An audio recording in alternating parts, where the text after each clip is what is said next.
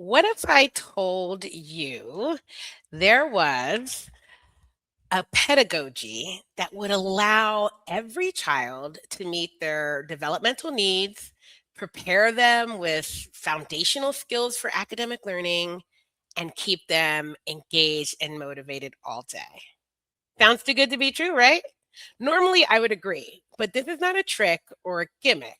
This is real and it's free, and all teachers can use it with all children, especially very young children. I'm talking about play, child led free play. Are you surprised? You're probably thinking that play is not a pedagogy, and you're kind of right. It's not used as a pedagogy, but it could and should be. And, if we think about what pedagogy is the method and practice of teaching, right? It's a bridge between the teacher, the student, and the curriculum. So, play pedagogy is the use of children's free play to guide learning. In play pedagogy, the children's interest is the curriculum, and the teacher leads with play as the method and practice of facilitating learning.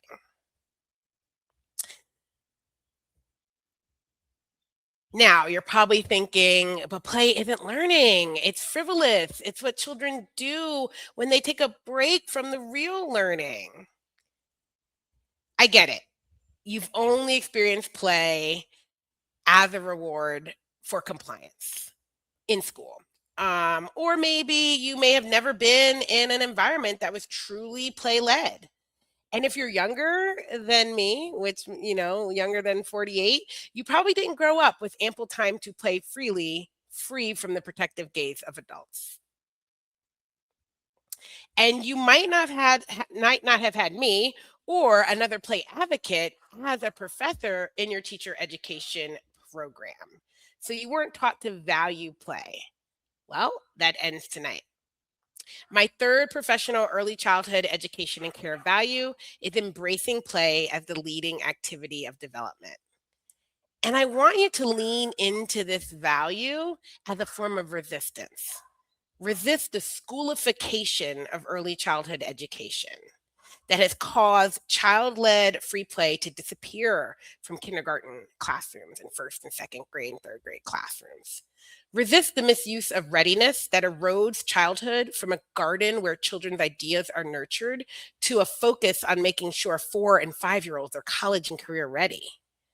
Resist the deficit narratives that insist low income Black and Brown children need grit and rigor instead of agency and autonomy. Resist the demand that you abandon your training and beliefs about what young children need to improve test scores. I want you to resist it all and to embrace play as your secret weapon to support whole child development, foster deep learning that's meaningful, and improve student and teacher well being.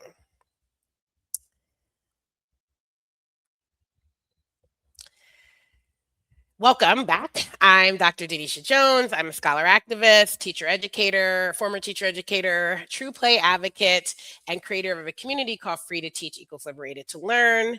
We're in week 4 of Embracing Early Childhood Education and Care Values as Resistance, our Wednesday night live series where I dig into early childhood education and care values that should be guiding our work with young children and use a 4-part framework to turn those values into active resistance.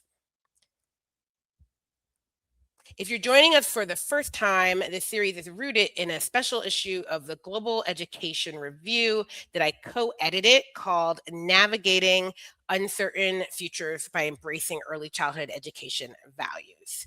You can scan the blue QR code on the top of your screen to access that first issue that includes 4 articles and an editorial. Each week, I take one of these values and unpack it and walk through the 4-step framework together, which involves naming it, auditing it, framing it, and advocating for it. If you missed last week's session on children's dignity and agency, you can scan the red QR code to find it on my YouTube page. Unfortunately, the sound was terrible, so I just re-recorded the whole thing as well too. All right, so tonight, our value It's embracing play as the leading activity of development. And I'm super excited to welcome my first guest tonight. Kim Adams is the owner and educator at Barron Park Play School in California, and she's an amazing early childhood advocate. Thank you for joining me tonight, Kim. Thank you for having me. I'm very excited to be here with you, Denisha. Wow, I'm already into it though. The whole I know, right? It's so I'm ready. exciting. I see all your posts, and so I know we're going to have a great discussion because I follow you and I see all your play stuff. And I think, did we first meet at the Play in Paris retreat last summer? I think that might have been the first time or I before that. think we met at International Play Association conference. Oh, that's right. You were in Scotland. I was in Yes, you were. Scotland. Yes, that was one of my. I can't wait to go to New Zealand this year. Like I still get Yes, me excited too. thinking about it. Yes, Me yes. either, I guess. Yeah, it's such a great space because then you just feel the love for play and like just and the globalness and how like other countries like I was shocked that most of the presentations weren't by early childhood people like us. They That's right. were they were therapists and they were what are those folks that do like planning for city governments City and state, planners, right? Like city planners, museum government planners, directors. museum directors, recreational, and then Yep. all of the therapists, behavior therapists, speech Yep. therapists. Like they were flooding it. It wasn't like play is not just an early childhood thing. It No. really is something that's like super important in other countries, probably because they've all signed on to the UN rights of the child and That's Article right. 31 about play, and we haven't. But it's such a great space. So if anyone else is going to New Zealand in November for IPA World, we cannot wait to see you there. Yeah. Awesome. Well, so I want to ask you a couple of questions to unpack tonight's value about play. And so we will just start there. Okay, so first question, what does play being the leading activity of development mean to you? Play is the primary mode of development for young children. It is not extra. It is not something we do, as you said in your intro. It's not additional. It is actually the way children develop all of the domains of development in and through their play. And I mean, we're talking, social, cognitive, all of the domains are happening actually naturally in play. It drives not just learning, it drives development. I think that's really important. Yeah.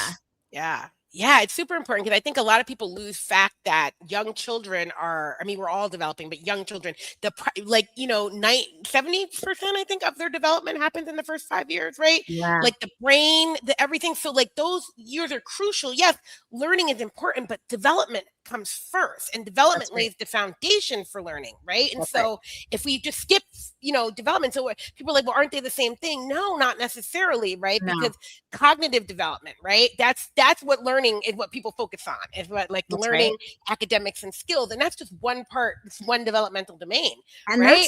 that's not brain development. That's even another thing. Cognitive development is a piece of brain development. But building a pro-social brain, that happens only in and through play. And without play experiences, those connections aren't made. So the brain is just amazing. So cognitive is only one piece of the brain part of the development. Never mind all the physical, the sensory integration, all of what it is to be human, right? Happens for young children. As you said, it's the primary mode. It's in and through relationship and play. That's it. Absolutely. Super, super important. All right, great. Well, let's get into the second question. Can you share brief stories of how play leads a particular developmental domain? Just because, we see it all the time. I can just see it, just like, I love just observing kids on the street in the wild. And I'm like, yep, that's this development. Yep. Oh, you got that fine motor going, baby. Do those things. And so, but most people don't really, I forget, not everyone's trained in how to look at young children in early childhood. So let's help people who may be listening and aren't trained by sharing some of the stories that you can about how play leads development. Sure. And we had a little pre-meeting where you said you were going to ask me about this. So I literally was watching the kids today. Yes. Our whole program is outdoors. So almost all day long, is assuming that it's not really hot or really wet. I'm in California, so we don't, there's two weathers here, right? So exactly. But we're outside for everything. And so I was watching the children in our outdoor classroom, and I was watching the sand area, which is not just a small sandbox. It's like kind of a big area. And I was watching two little girls who were digging a lake, Okay. They weren't making a lake. It was their 3-inch deep lake. Okay. And they were digging. So I'm looking at them like, okay, well, there's obviously gross motor happening. There's collaboration happening. They're communicating. So, expressive and receptive language is happening. Yes. Yes. A few more kids came into the mix and started hauling water from the pump in buckets to the lake to help these girls make their lake, right? Mm. So now we have some more language, some more social skills, and they have some kind of an idea of what a lake is, right? Yeah. And that this and how to transfer water and how to use a Yes. pump to suck the water up and pour. Okay, so there's some science and stuff happening here. So Yeah. that's cognitive development. Then a couple other kids came over and started messing with the lake.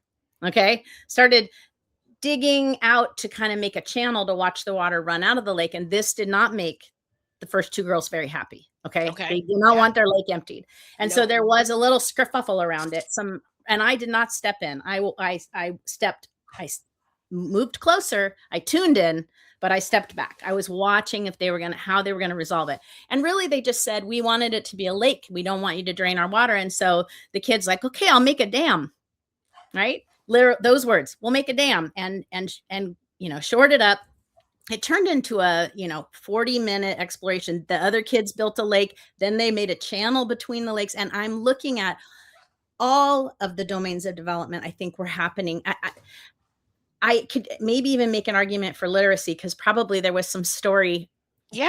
Yeah. woven through, Communication, woven oral in. language. Yeah. That's right, woven in. So what I know about play is, and think of the senses that were being integrated there too. The proprioceptive sense of carrying that heavy bucket of water Yes. and dumping it Yes. in, and the being in different positions with your body and the back and forth, all of it, and they're outside. So all the sounds are happening and all this, they're seeing up close, they're seeing far away. All of it is happening all at one time in this play. And you can't recreate that inside a classroom with a teacher directing it. It just can't be done. No. Cannot be done. Yeah. So I hope that Yeah. answered the question. No, that was great. Yeah. That was so many Yeah. things. It reminded me of, I did an observation at a preschool in Maryland, and I wrote a play story. I was teaching a course Mm. at Sarah Lawrence College on emergent curriculum. And so Mhm. I wanted the students to write play stories. So I wrote one to show that, and they were just like shocked that I just watched one girl, and it was water. It was like the water filling, like she literally, the spigot was so little, like little water. And so like she'd have to wait in line and then get her bucket, and she was transferring the water to something else. And she had kept doing it until she felt that she got it full enough. Right. And it's Yeah. just I mean, she was so mesmerized, and and waiting didn't matter. And then people would come behind her and have to wait behind her, because again, the spigot is like dropping like this. Yeah. Yeah. And no one said like, can we get more water out of this spigot, right? They just kind of went about their business. But she was so engrossed until she got the other container heavy enough. And then it was a fight to get it heavy enough with water to move it somewhere else. And she didn't want any help, and she wanted to do it, but it wasn't, at first it was too light. Like I realized, oh, she wants it heavier. Like she wants to really flex her muscles and get this, because like, why would you keep filling that with water until it got so heavy? Yeah. And that was the, and again, it's what, our good friend Heather said, it's schema play, right? That like transporting the water from one place to another place, right? And also like, I don't know if there's a schema around like lifting heavy things, right? But like that kind of like your body needs that development. It needs to like, I would say that's proprioceptive input. Yeah. Right there, Yeah. right? Definitely. And the persistence in this story, like, oh my goodness. Amazing. Yeah. I just must have watched her for 20 minutes do that. And it just, yeah. It's the educator stopping, slowing down, and paying attention to what is happening in the play that makes it so come alive as pedagogy, right? As you mentioned earlier, right? Definitely. Yeah. All right. Well, let's talk about approaches to learning as a developmental domain, because you mentioned this in our pre-meeting, and it's super important, right? And it's the connection, right, between play and learning. Yeah. So what are approaches to learning, and how does play really foster approaches to learning? Yeah. So I've been thinking a lot about this lately. A lot of my content's about this right now, because I'm realizing approaches to learning are our natural dispositions to learn, right? Things like agency, initiative, attention maintenance, collaboration, problem solving, even communication skills. These are all, and there's more. These are our natural drive to learn. And kids do this in and through their play naturally. And if it is supported by the adult, they will grow. If it is ignored, likely they will fade. And if they are shut down, like they're not allowed to play, so they're not going to get the practice for these things, they disappear. And Yes. I really do think I think this is the thing that um, teachers in older grades, even employers of young employees, this is the thing that they're complaining about is missing. Yes. These approaches to learning, initiative, drive, agency, yeah, all of those things. And I think it's how we could sell play, right? I think it's how we can Yes. actually get people on board, because don't you want them to have that in third grade, fourth grade, fifth grade, high school, right? So Mhm. why not let us in the early years do what we know is best, backed by science, by the way. This isn't just opinion, right? Yes. Yes. Right? And really let them foster those really important skills. They're going to need them, and these are not things that machines can copy. Okay, so AI is this onset of AI and global currencies, and this era that we're in right now. We have to decide, we have to think about what's going to differentiate humans from machines, right? Yeah. These Yes. things, These right? things. Yeah. Creativity, creative problem solving, the interpersonal skills, and those, personal, Yeah. like, dispositions. And if you think about it, kids already come with a lot of it, right? They're curious, right? Oh, They for have sure. so they have all that, and it's like They we're ha either going to ignite it all and really drive and make it grow and that's the foundation for academic learning that is missing, right? Or Yes, we're gonna stifle it. We're gonna take their curiosity and tell them school's not a place for curiosity. Sit right. down and listen to me. Repeat what I do. Repeat what I say. Yeah, because we You need are to yeah. catch you up. We need to get you Yeah. ready.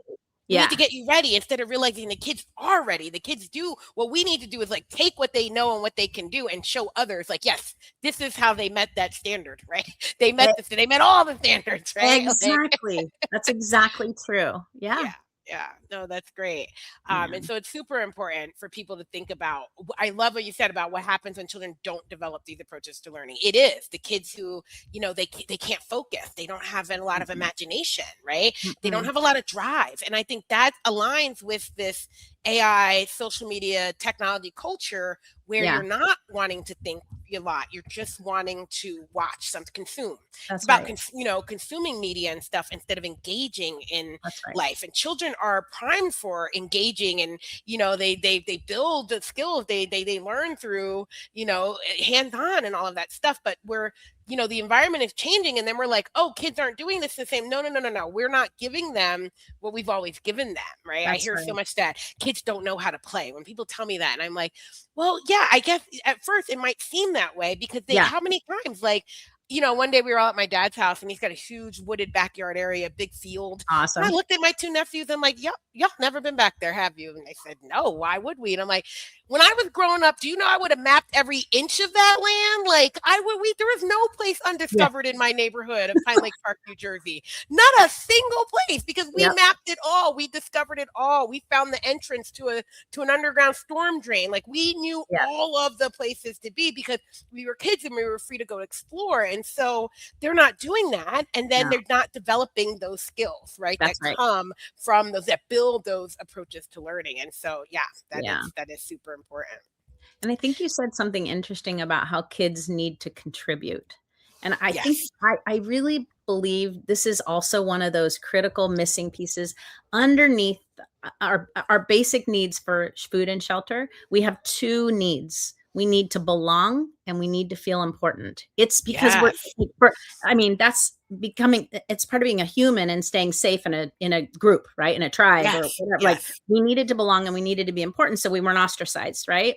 Hmm. So we have these two drives, and if those two things are not met, and they are both met in and through play, by the way, both Yes. of those Yes. things, if they are not met, that's when we see the behaviors that everybody's I think our prisons are full of people who don't feel important or connected, Yeah, truly. yeah, and Um, didn't have really engaging early childhood experience. They've done the research on that. Like if you look at the yeah, early childhood beginnings yeah, of most people imprisoned and especially violent offenders, it was not good, right? And they'll all tell no, you that, right, right? It wasn't play good. And so deprivation. Yeah, yeah, yeah.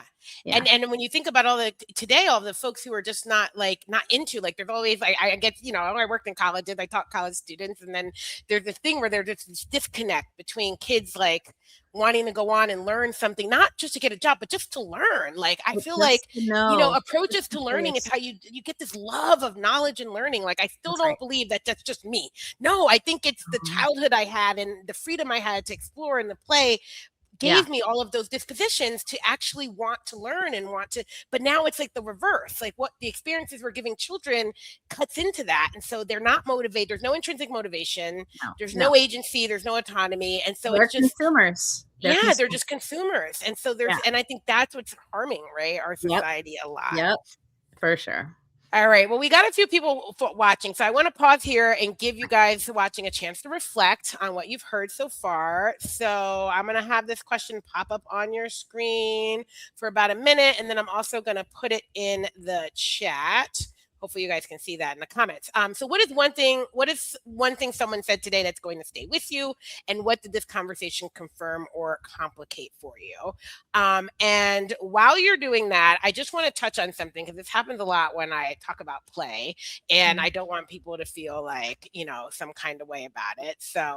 Um, so, yeah, I want to speak to those who might be feeling challenged in this conversation, right? I've been talking about play for a long time, and I always encounter early childhood educators and caregivers who are kind of uncomfortable in these conversations, right? And sometimes they speak up, but other times they just stay silent, right? And they tune out. So if you're watching this recording, you're like, this isn't for me. Hold on. If you're still here, but you're not engaging in the discussion, I want to recognize that as a valid response, right? In my research on the teacher's role in play, in child-led play environments, right, I recognize that though many early childhood teachers value play, they are not prepared to lead with play. So when we're talking about play pedagogy and doing all this stuff, it doesn't make sense, right? In my last research study, I interviewed 8 teachers from 3 different early childhood environments in Pittsburgh. One was a public school, a charter school, and a private school.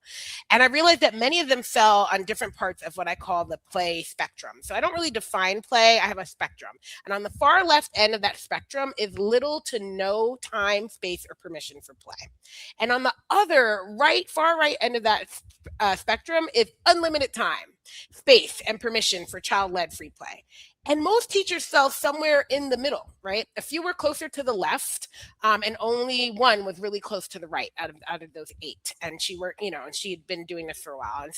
And those who were close to the left, they struggled to make time for the play project that we were doing, right? They just, every time I showed up to observe, there was no time for play. 3 teachers who were in the middle were open to play, and they decided to pilot what was known as Play Lab, which is like a protected time for play. And you know what happened? As they spent that year making time and space and giving students permission to engage in Play Lab, they gradually moved down the Mm. spectrum, right? They saw the benefits of protected time for child-led free play, and they went from middle of the road play supporters to like full on play ambassadors and believers, right? And that's what my work is all about, working with early childhood educators, no matter where they fall on the spectrum, right? And helping them to move, right? I do want you to move closer to the far right side. So if you're feeling this isn't for you, I'm here to tell you that it is, right? Just give it some time and give yourself space and permission to move along the spectrum. And it's okay if you're not there right now, right? It's totally fine. So I just want to go to the comments. Kim, yes, Kim's on here.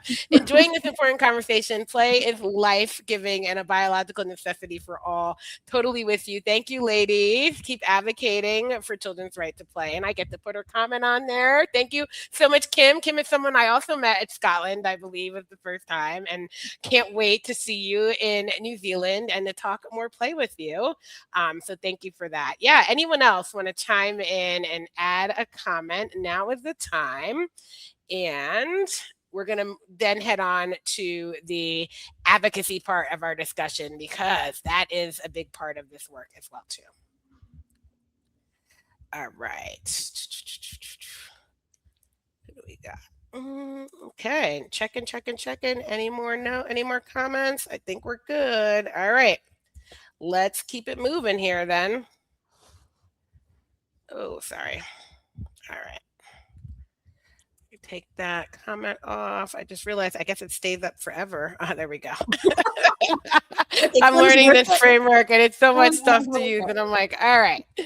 Okay, so now we're going to talk about advocating for play using this framework that I created, a 4-part framework for this value. And so Kim's going to add her thoughts as we kind of go through each part. So just jump in at any part. So the first step is to name your value. What do you believe about play? And I got a lot on this, but okay. I believe that play is a biological necessity. Thank you, Peter Gray, for giving me that language, that drives children's development, builds foundational skills for learning, and enhances well-being for teachers and children. I believe play fosters freedom and liberation for children and teachers. And I believe that freedom and liberation are key to protecting childhood and reclaiming the early childhood education profession. And so I'll stop there. Kim, what about you? What do you believe about play? Well, so not to repeat, I believe all of that, what you Yes. said, and I would be repeating some of those. I believe play is a human right that Yes. needs to be protected. Yes. And I believe that play creates the conditions for curiosity, wonder, and delight. Oh, And I love that. yeah, Yes. that's where meaningful engagement comes from. Absolutely. Yeah, I all of what you said, and I mean, it is the Yeah. natural Yeah. language of childhood. Yeah. It is. It is. I always say, and then I say when I was in China at Anji, I say, play is the universal like work of children, and laughter is the universal language of play. It doesn't matter what country, what language you speak, you're Yeah. going to communicate through the sheer laughter of it all. And my time in China taught me that. I mean, those kids were Yeah. communicating really well, right? And so I love that. Yes, thank Mm. you. All right, so then we get into step 2, it's to conduct an audit alignment. So here we're asking what policies prohibit you from enacting this value, what behaviors show that you're operating out of alignment with this value, or what is an early warning sign that you're living out of alignment with this value. So for me, it's replacing free play with learning centers. That was the first thing I noticed, like because I would go in the classroom. So as a teacher educator, I would supervise students in the field. And so I'd go in during their field experience and during their student teaching. And I just noted this progression from when I taught kindergarten to now, so that was 2003. So now let's say we're like 2010, 11, right? Not that long, but, and I'm like, so when do they do, where's the play? Where's the dramatic play? Where's the block, right? There's none of that. And they're like, oh no, we do learning centers. We don't have play. Like we don't have centers for play. And I said, so what? They have to go do an activity. They can't just go and my learning centers were, my play centers were pretty restrictive, right? Because I was still under that mindset that only 3 people could be in this area. And so I limit that. I didn't let them go free range and like do what you want and like what I've seen in some of the spaces now. And so yeah, right. I saw that a lot. They were replacing play, like blocks, dramatic play, art with learning centers, a space for an activity designed by the teacher. So that to me is a huge sign, right? That this isn't what we had in mind. Using also reducing or eliminating a recess. Recess is an important part of play, especially in elementary schools. And I've been a part of the Global Recess Alliance, and so I've seen this happen a lot in that space. And my colleagues have talked about that, and that's super important. And using guided play or playful activities instead of free play, right? So then there's this whole like camp of people who are like, play is only valuable if, and I'm like, oh, no, full stop. I had to like correct someone, that I had a group of students with me, and she's like, well, no, play is not valuable when, and I said, play is always valuable. I'm not going to let you say anything else about that in front of my Purposeful play, Tanisha. Purposeful play, right? It has to be purposeful. And it's like, again, I don't know if it's just our ego where we feel like if we're not leading it, it's not real teaching and learning, or are we just trying to like compensate for the fact that we're treated like babysitters. So we're trying to like take a lead, and there's a lot of things happening. In some ways, it's the only way that teachers can allow it. In some places. Yes, in some places. And I totally respect that. And teachers, one of the articles that I mentioned that's in the special issue that prompted this series, Playing Against Efficiency by, don't let me mess up their names. I know one is Aaron Dyke, and I think the other one is, Holly Robin. They did 2 studies and were looking at play, and they talked about like teachers are like, I know kids need more play, but the least that all I can do is like sneak in this little playful activity. And they hate that that's it, but it's better than nothing, right? So again, I'm not here to blame you. If that's Yeah. all you can do is guided play and playful activities because people don't believe in play, it's better than nothing, but we still got to work and advocate for them. So I can go on, but those are the ones that most come up in my work as a teacher educator, as a researcher, as someone who does professional development with teachers. When I hear early childhood teachers say kids don't know how to play, which I mentioned before, right? I hear that a lot. Or they need to master X skill before we can play, right? There's always this excuse for delaying play. I recognize that they're not aligned with this value, and usually it's because they're not allowed to be, right? Or they haven't really gotten exposure to it. So that's kind of the alignment audit that I look for when I'm working with teachers. What's your alignment audit like, Kim? Well, I was thinking of it in 2 ways, like my personal, like as an educator, not as a consultant, like going out in the world of play. I know I'm out of alignment because the kids show me. Yeah. Yeah. It is very, very clear when what I am leading, they're not interested. And it's one of those, you know what, lady, fish or cut bait. Like, I know I've gotten out of alignment. I'm expecting them to sit too long or to engage in an activity that's not interesting to them. And so that is, I actually, the kids tell me when I'm out of alignment here. I love it. But yeah. Overall, when I see out of alignment, it is replacing like learning with teacher directed.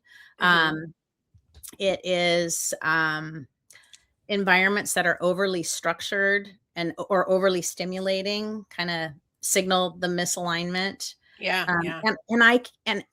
And out in the world outside of Barron Park Play School, the teachers show me in their behaviors that they're out of alignment. The children show me here, but the teachers, you can see it if they're disconnected or exhausted or overwhelmed. They're asked to do so much, right? And I know that when you're asked to do stuff that's out of alignment, because I think when we talk about play, because it's a biological drive, we feel it, like we know this is true. So we're acting out of alignment with what we know to be true inside our bodies. So I can see it also, and you might feel it. Some of you listening, you might feel it in your body, right? It's the same so I think the people tell me if it's out of alignment or not.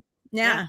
I love about that, teachers feeling it, right? Because I always share this story. I was doing an observation at the private preschool in Maryland, where one of our esteemed colleagues was there. And so like I said, I've been going into classrooms for years, right? This is my thing. And like, as much as I loved going into the field because that felt like I was getting close to teaching, I also hated it, right? Because in most first, second, kindergarten classrooms, like it's you get about 15 minutes till all the problems start, right? And then I'm always looking at the clock trying to get out of there. Like, when is this lesson up? Because I'm watching it all fall apart, right? It started well, the kids are kind of spiraling, like it's going on too long. There's a lot of things happening, and I just want to get out of there because it's an uncomfortable environment, because I was uncomfortable when I was trying to control children like that, the way teachers are expected to control for their observations. So it's always felt uncomfortable for me.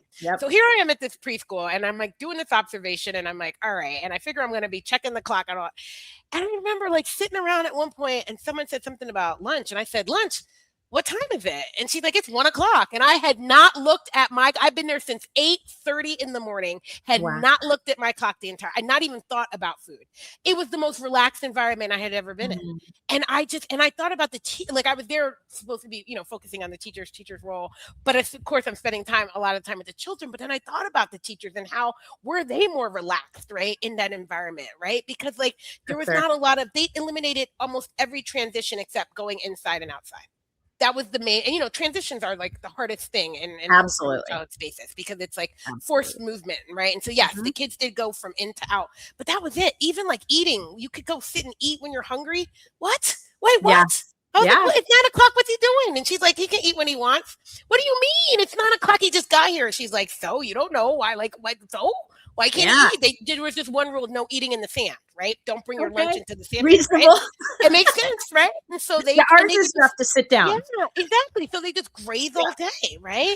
Yep. And there was navigation with the bathroom, but it wasn't like everyone get up and go to the bathroom. It was like one teacher stand in the hall while one kid's in the bathroom and Yeah. one's here. It's like navigating those rules around Yeah. regulations and ratios, but it was done and it was done well. And I was just, and it made the space so calm to be in that I just lost track of all time, right? And so I Denisha, think you you can feel that. feel it. You can Yeah. feel it when the space is made for children to learn and grow and develop in the ways their bodies were meant to be moving. You can as a grown-up, you can go in and I can feel it right away when I go in a Yes. classroom. Now I If feel it. That was the first time I really Yeah. like China was different because I was in China and it was a whole new environment and Oh, stuff. So yeah. and I didn't get to see like the whole day, like start to finish. We just came in and Yeah. saw some of it. So there's still lingering questions. But here I'm like, I'm familiar with an American preschool and it felt so different. And every day I was there for 3 days, it just felt so different. And I just really love the peace of it all, right? Because I never feel at peace in those places. I love it. Yeah. All right. So our third step in this advocacy framework is frame the message, right? So here we're asking, why does this value matter? And this is where you create what I call your short kind of like elevator speech about the value. So this is about play. And you also, in this speech, you talk about what behaviors show you're operating in alignment with this value and what does it feel like to live this value in your professional setting. So this one I'll share because I wrote this out because it comes from a lot of my philosophy on play. So in the book, Teaching to Transgress, educator Bell Hooks wrote, I celebrate teaching that enables transgressions, a movement against and beyond boundaries. It is that movement which makes education the practice of freedom. And so I write in early childhood education, I believe it is play that enables transgressions or movements against and beyond boundaries. In the early years, play is the practice of freedom, right?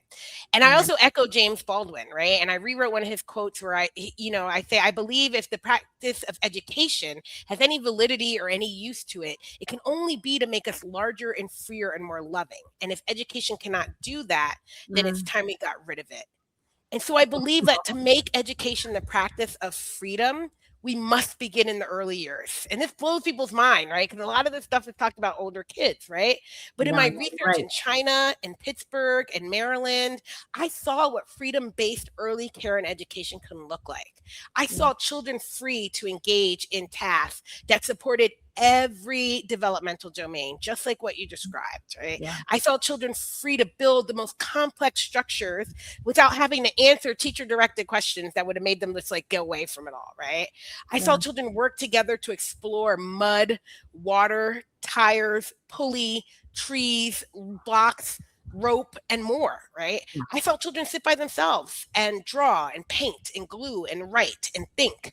I saw children who stated they were bored and were not told what to do, but were free to let that boredom become their guide, right? It only lasted for 10 minutes. I saw children assess risky constructions and ask friends for help navigating across what seemed like an unsteady board without anybody intervening. I saw children free to develop and free to learn. And I saw how free kids allowed the teachers to be free to observe and reflect on what the kids were doing and learning, free to guide and support children when they ask for guidance and support, right? Free to document what like their natural development and what I call liberated learning, right? That's free to learn. I saw teachers free to teach, and I saw the possibilities of collective liberation for children and teachers through play. So that's my elevator speech. I got it down to a play. I think I was working on it for a while, but this is how I frame why this value matters. How about you, Kim? How would you frame play as to others? After that, how I can know, right?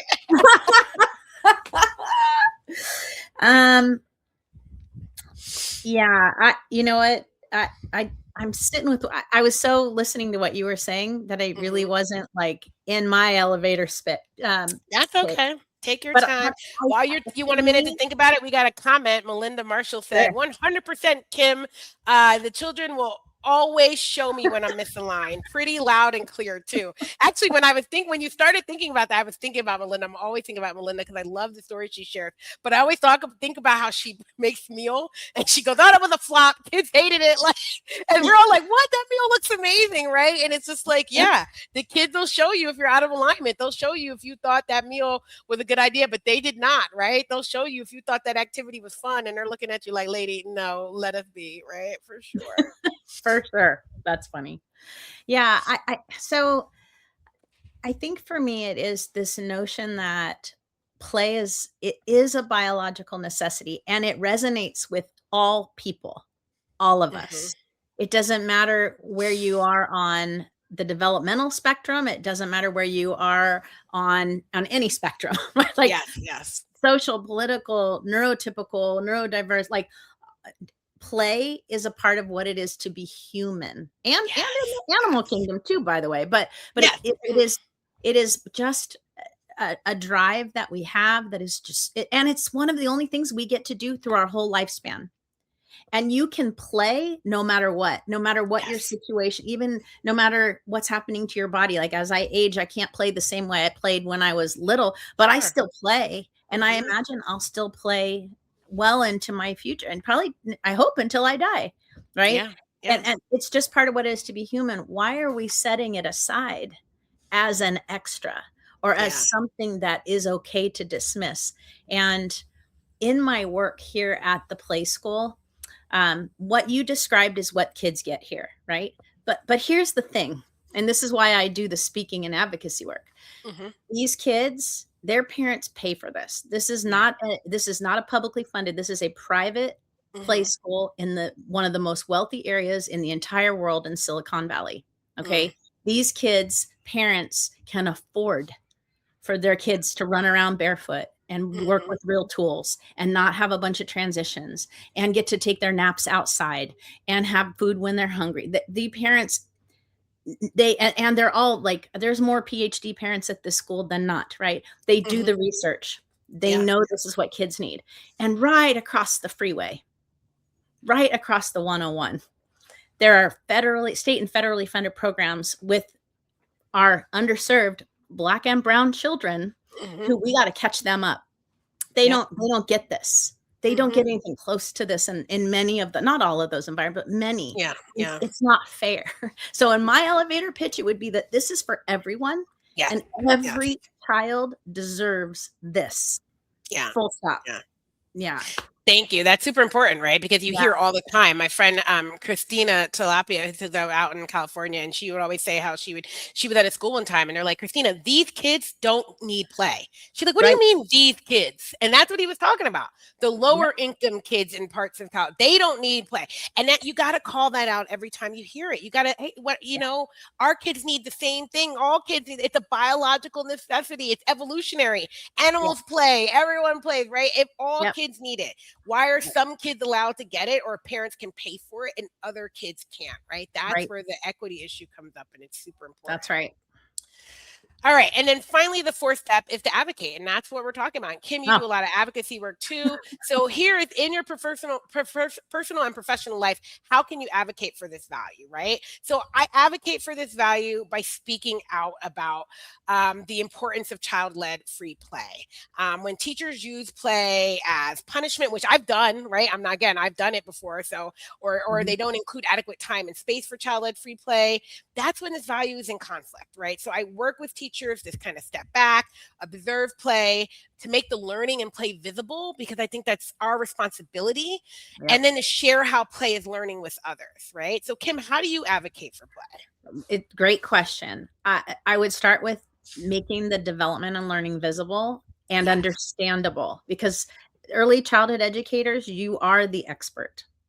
Yeah. And I really advocate for teachers to stand in that knowledge and power that you actually are the expert, and you can interpret what's happening like we did early in this session.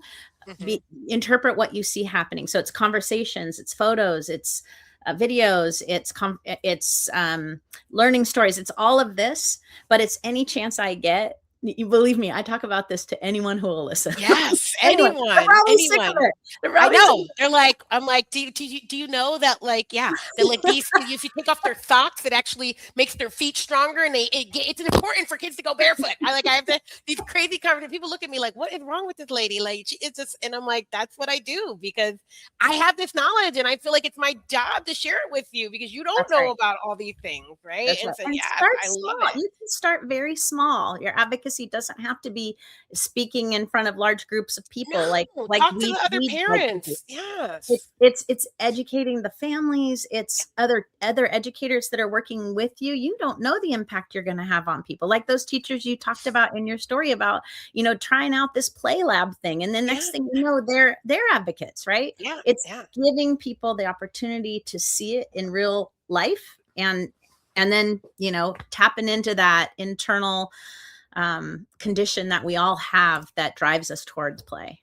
Absolutely. Yeah. All right.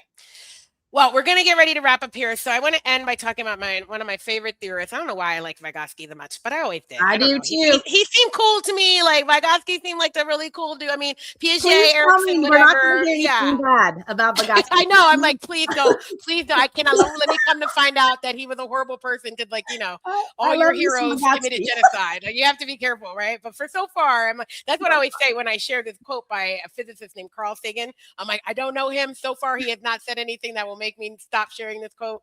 Same thing. But I want to end with Vygotsky, right? Because Mm, Vygotsky said, in play, a child is always above his average age, above his daily behavior. In play, it is as though he were a head taller than himself. So, other than mm, using only male pronouns, which is typical of the time, right? He's yeah, talking about how play makes children stronger, right? It makes them feel more competent, right? They see themselves. It's like yep, that magic bullet for a child to just feel like they're so good and powerful and strong, right? And so that's super important. Vygotsky viewed play as a significant contributor to cognitive development, naming play, right, as leading activity of development. And other researchers have done this too. So when we say a leading activity, this is an activity that causes the most development to occur during a particular period, right? So in infancy, research will say attachment is the leading activity, right? The yep, babies learn through attachment. And in early childhood, play becomes a leading activity.